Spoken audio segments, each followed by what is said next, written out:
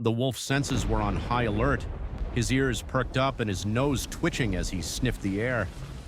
He could smell the scent of other animals, but he knew they were not a threat. This was his territory, and he was the protector. After what seemed like hours of walking, the wolf finally stopped in front of a large den. It was hidden behind a thick screen of foliage, and only someone who knew where to look could find it. The wolf gently placed the baby on the soft earth, and then he lay down beside it, his eyes watchful and protective. The baby looked up at him, and for a moment they just stared at each other. Then, in a surprising move, the baby reached out and touched the wolf's fur. The wolf didn't flinch. Instead, he seemed to relax, his eyes closing in contentment. In that moment, something profound happened. The wolf and the baby formed a bond, a connection that went beyond words and species. They were two creatures, different yet alike, brought together by circumstance and fate. And as they lay there surrounded by the darkness and the silence of the forest, they both knew that their lives would never be the same again. Every sound was amplified in the stillness of the forest, but the baby, wrapped in its thin blanket, was safe in the jaws of its unexpected guardian.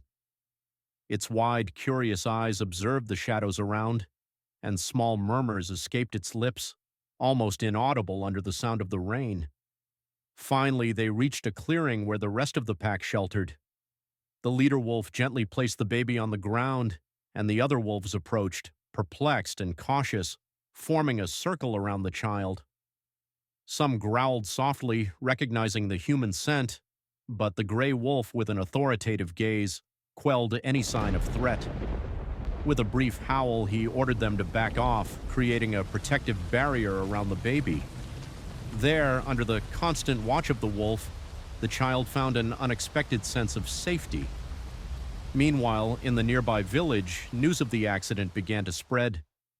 No one knew that deep within the forest, the baby's fate had taken an unbelievable turn under the protection of a wild guardian who, on that rainy night, became much more than just a simple wolf.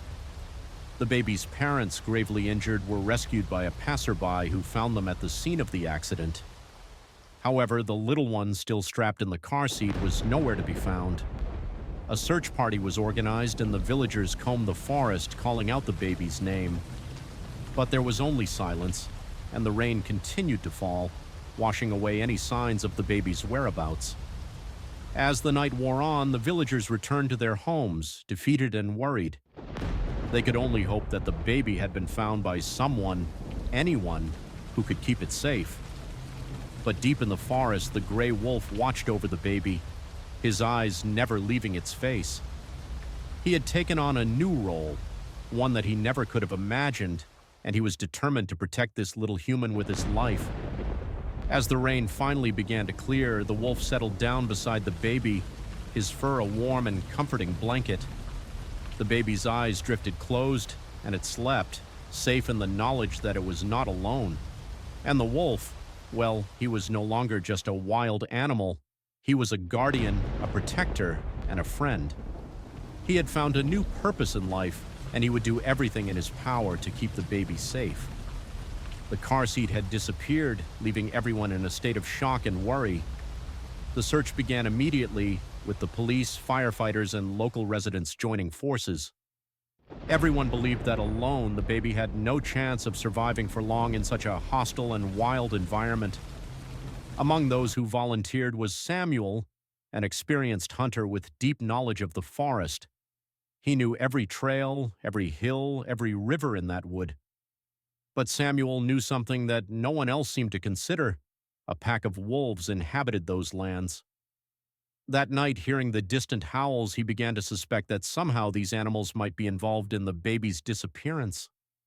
Determined, Samuel committed himself not only to finding the child, but also to ensuring the safety of the village if a wolf threat was confirmed.